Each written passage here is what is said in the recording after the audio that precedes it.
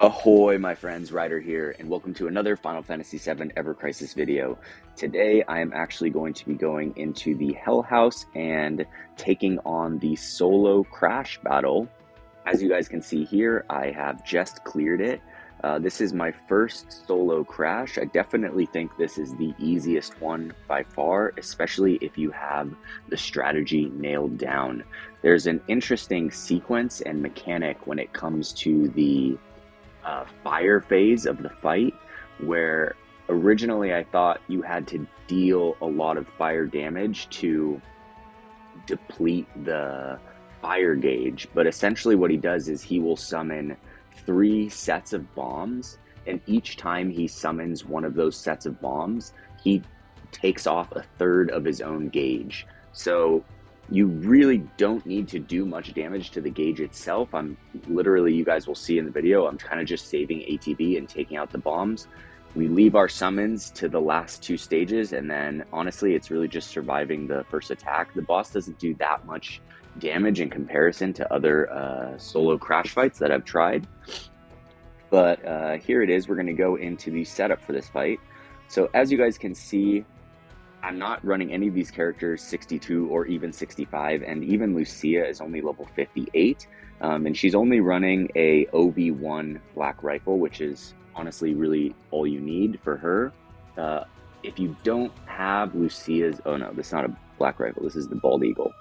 If you don't have Lucia's bald eagle, I honestly think that this is doable, but I think you would need like really like a OB10 Edged Wings or something like that to make up for it. It's very, very, very helpful. But all right, let's get into the actual builds of the characters. So here is Sephiroth at 88k power, 7k HP, 3000 magic attack. If I scroll down here, I can show you guys his power abilities right there. Over here, of course, we're running in his ice costume, the Edged Wings at OB6, the Aonibi at OB7. This is going to be a very, very helpful setup for this fight for Sephiroth, especially because he can lower your magic attack 3 tiers, which is like a debuff high. So this is going to counter it, and it's going to allow Sephiroth to do so much damage on the opposite end when you get the 3 tier up on the positive. Other than that, of course, we're running Shiva Diamond Dust. The only materia that's actually necessary for Sephiroth is this Fyra right here. So just equip it right there. As you guys can see on every character, I will have Fyra in the 2nd slot, so it makes it easier to switch between them in the battle and not be confused. Other than that, I'm running him this Quakera Blow for the 7% magic attack. I'm running him this Ruinra for the 6.5% magic attack. And then for his sub-equipments here, we have the Silver Staff, the Seaside Collar for the HP, and the Absolute Royal for the Ice Potency as well. Alright, so going over to Lucia here, she's sitting at 64k power, 6.8k HP, 2.8k physical attack. If we go down here, I can show you their R abilities. Alright, I am running her standard gear voucher costume, which is honestly one of the coolest ones in the game. A OB1 Bald Eagle and an OB3 Black Rifle. We do have Hellfire for her. For her, 2 materia are necessary. The first is a Fyra Blow. The second is a Blizzara Blow. The third one is just a stat stick for physical attack right here. And then if we go into her sub-equips, I'm running her the 1000 Waves, the OB10 Murasame, and the OB8 Amaranth's Claws.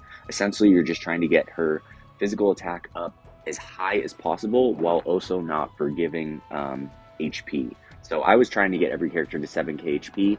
You can definitely do it with less, but I had a couple tries where I died just because Lucia wasn't at full health, so it can just be a little bit tricky, but just do what you need to do to get through it. Alright, last but not least, here we have Aerith Gainsborough, 68k power, 7k HP, 2.3k magic attack, and almost 2k healing.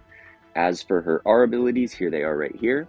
And for her ability setup, I am using Garnet's costume, Fairy Tail in the primary slot, Sun Umbrella in the sub slot, Healing Wind for the limit break. For her, all 3 materia are necessary. So the first is a Fire Breach, which is going to help in the 2nd fire phase. The second is, of course, a Fyra, and the third is a Blizzara, so she can help out with the DPS. For her sub-equipments, we have the Beach Parasol, I have Kuja's Spirit Blade, and then I have Ifrit's Sword right here. Alright, so this is going to be the setup going into the fight. let's get into it. All right, guys, so here we are going into the solo crash hell house fight. The first thing I'm going to do is I'm just going to get diving burst off on Lucia, immediately switch to Sephiroth, use his Aonibi, and then go to Aerith and use Nightbloom. Just try and get as much damage here right off the bat as you can. As soon as that gauge pops, you're just trying to burn that ice gauge down. You're not going to be able to stall him, but you can get it to 0. So the goal here is to completely deplete that bar, which is 100% doable. As you can see, Sephiroth's hit right here is going to take it down and just switch over to the defense stance. All right, so that's kind of the very first mechanic going into the fight right there. You're going to heal up from this and essentially go back into your kind of DPS mode. So diving bursts on Lucia, keep that ice imperil at high tier. Sephiroth is just going to keep on using aerial frostblade. I keep Nightbloom up as often as I can with Aerith while also keeping everyone topped up on their HP. And so right here we already have him down about 20%.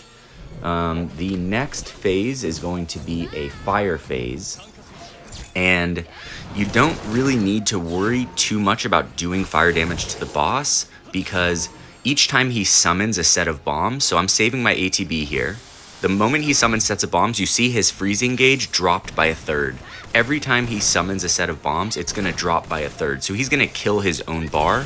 So focus all of your ATB in between. So I'm not even really doing damage here. I'm just saving my ATB, waiting for him to summon the next set of bombs.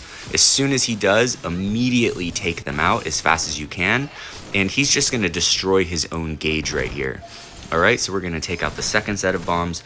Also, do not use your limit breaks at this stage. They're very, very important for saving them towards the next 2 stages. So here comes the third set of bombs. He's going to stall himself, and that is going to give us a window afterwards to do damage. Except the moment I take down these bombs, I'm going to switch back to ice damage because that is where I'm strongest, and I'm guessing everyone else too. So the moment I take down this bomb, go back to the diving bursts with Lucia, frenzied stance with Sephiroth, Nightblooms with Aerith, while also getting HP back to full. All right, so if you need to use Healing Wind here, you can. If not, just get as much damage in as possible. All right, and then make sure to switch over to the guard stance right here. Beautiful. So here's going to come the second attack. There's going to be 2 more phases. So it goes ice at the beginning, then fire right there with the bombs. The next one is going to be fire. And so right now we're going to get a little bit of window to DPS. Get your HP up to full.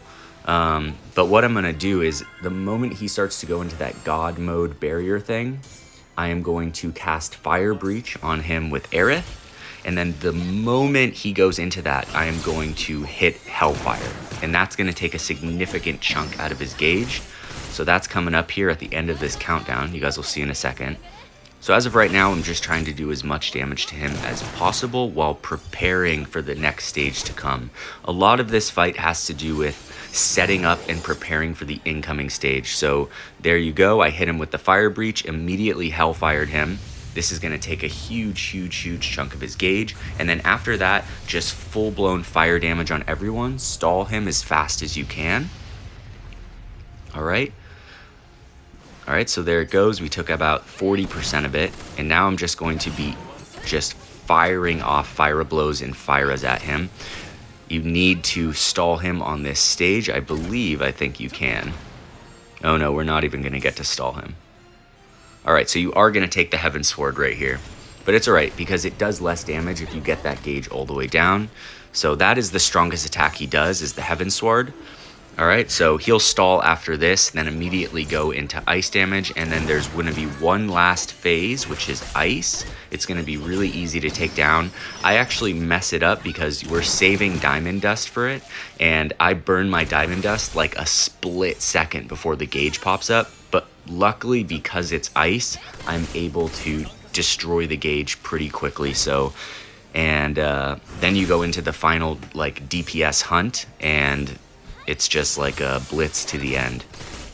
All right, so he's going to summon the bombs, and this is where I accidentally summoned Shiva a tad early, right? You want to wait until the ice gauge pops up right there, okay? Because it's going to basically destroy the entire gauge in one go. So right then is when you want to use Shiba. All right, at this point, you're just Night Bloom, Ice Imperil to high, Aerial Frostblade on Sephiroth. As you can see, Sephiroth right now has a magic attack debuff. So at some point, I'm probably going to use Frenzied Stance to remove that, I think. And then at the same time, right now is the full-on DPS check. You are just gunning to the end. Do as much damage as you possibly can. And yeah, just try and take him down. So I'm going to be using Night Bloom when I can with Aerith. There we go. He's stalled right here. Lucia in between diving bursts, since I'm trying to keep it up at high all the time, is just going to be using Blizzara Blow when she can. Alright, so there's Sephiroth. You remove the magic attack down. And now he's just going for some Aerial Frostblades, and we're just going to be blitzing towards the end. I was trying to get Diamond Dust back up with Sephiroth, but with the slow casting time of Aerial Frostblade, it didn't quite get there. But as you guys can see, it's really coming down to the wire. It was very close right here. I actually go into these last sets of limit breaks thinking that it was going to kill the boss, and it honestly left him with like 500 HP, and it was like a split-second thing to win at the end of this fight. But either way, super fun fight. I really enjoyed it, and I think that a lot of people have a great chance of beating this. You just have to give it a shot. So yeah, it's super fun. This was my first solo Crash fight. And, you know, this is why I play this game. I love this type of difficult, challenging content. You know, the ability to come in, build a team around a boss, and then actually execute with that team under, like, pressured, under that kind of pressure, right? And I feel like that's really what it is that makes this game so good. So, yeah, that being said, I think that I am going to do some, celebratory pulls, since I have like 250 gacha tickets right now. So yeah, if you guys want to see some of the ticket pulls, I think I'm going to do like 60 or 70 ticket pulls right now to celebrate taking down my first solo Crash. But yeah, I'll see you guys over there in a second. Alright guys, so in celebration of clearing my first ever solo Crash fight, I'm going to be coming back here and doing some ticket pulls. As you guys can see, I have 245 tickets. I don't know how many I'll use, but we'll definitely go through a few of them. So without further ado, let's get into some pulls. Hopefully we'll get some luck here. I'd like to get like 2 more copies of a Maritime Sword. The Bandage Sword would be really good, because I think I need like 3 more dupes of the Bandage Sword to take on the EX1 Bahamut fight. If you guys haven't tried, that fight is pretty burly, not gonna lie. What else? I need 1 more copy of the Assault Gun for Barret. I would really love to get the Micro Laser, but I think I'm going to have to... Ooh, Cloud. Alright, so we're going to skip through that. Alright, 1 purple. Not the worst pull you could get, but pretty damn close. Alright, so we're just going to keep on just rolling right into these. Yeah, I really love the idea of the Micro Laser for Barret. I just don't think that it's worth it to pull on that banner. I think that that's a wish list item for sure. And then I'm going to be like trying a setup with the Micro Laser on Barret and the Assault Gun. So like have them as a strong AoE physical physical defense buffer, but then also have the Cure All slot on the Micro Laser plus the single target cure. There we go.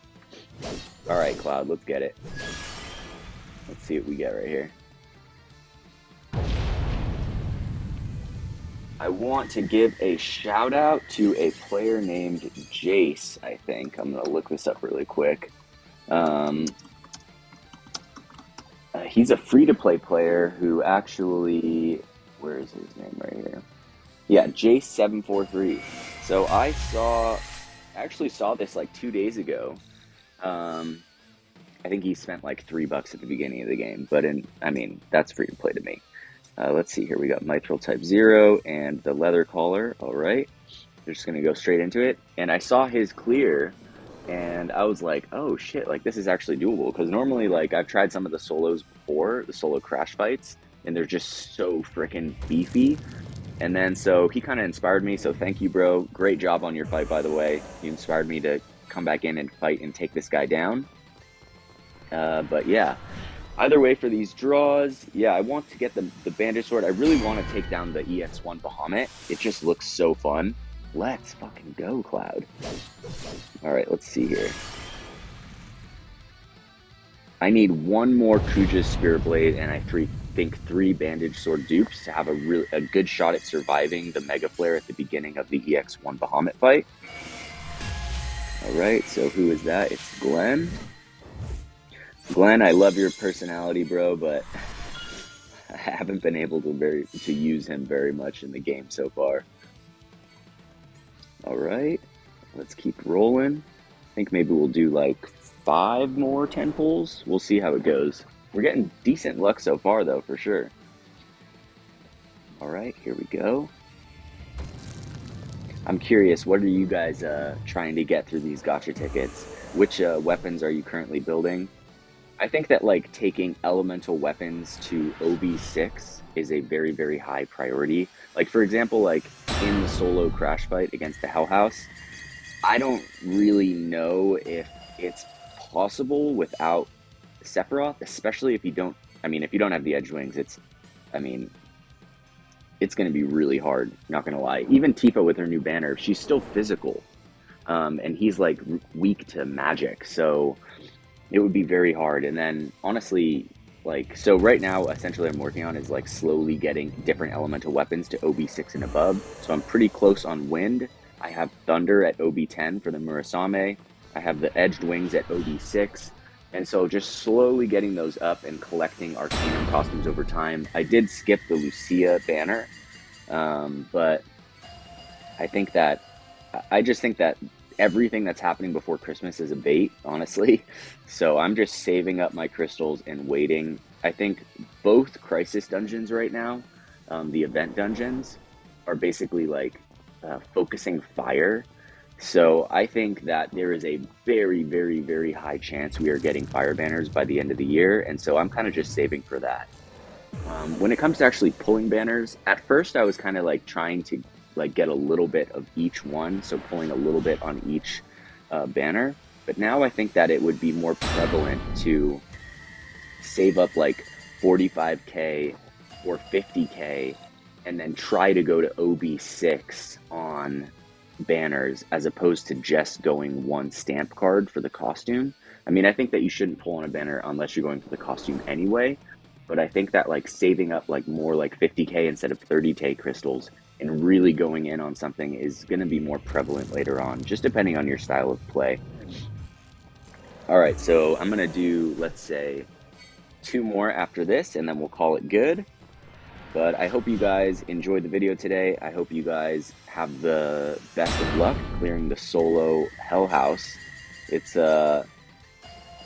really not as bad as I thought it might be, honestly. And it's actually a really fun fight. So I'm excited about that. Honestly, that's my favorite part about this game is like I was a War of the Visions player and I still play War of the Visions. But I played pretty hardcore for like about 2.5 years. There we go.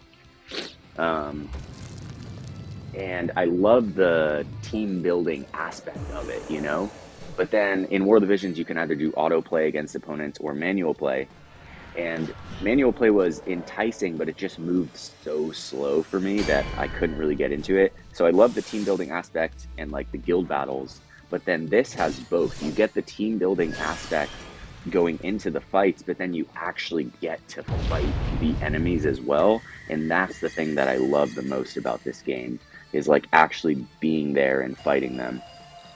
All right, who is that? Tifa? Okay, we'll take the Sonic Strikers. Sweet. Looks like I got a couple dupes. All right, last pull of the day, and then we'll call it from here. So hopefully we'll get a 5-star right now. That would be sweet. All right, here we go. They really, really, really need to add an option to change the character that walks out and then have it cycle between all the different costumes, I think, in the game. Would be so sick. I really hope that in 2 years from now, it's still not Cloud walking out with his battle garb. Come on. Oh, and that's going to tie it off for the end of the day. Oh, we did. Oh, shit. Let's go. Double Zack, Black Whiskers. Come on. Oh, a new one.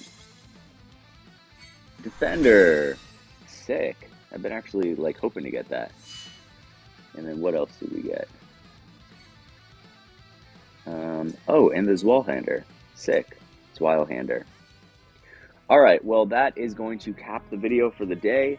I hope you guys enjoyed it. I wish you guys the best of luck in the Hell House solo crash if you guys are going for it. I think honestly, just try. If you really nail down the strategy that I went over in this video, it's not that bad. So, you know, but if you have Aonibi and Edged Wings, at least OB6, and Lucia's Bald Eagle, even just base 5-star or OB1, you have a very good chance of doing this fight. So don't sell yourself short and give it a shot. That being said, thank you guys for supporting this video. Thank you for the likes. Thank you for the comments. I appreciate all of you guys and everything you guys share with the community. Thank you guys very much. Hope you all have a wonderful day. Take care and peace.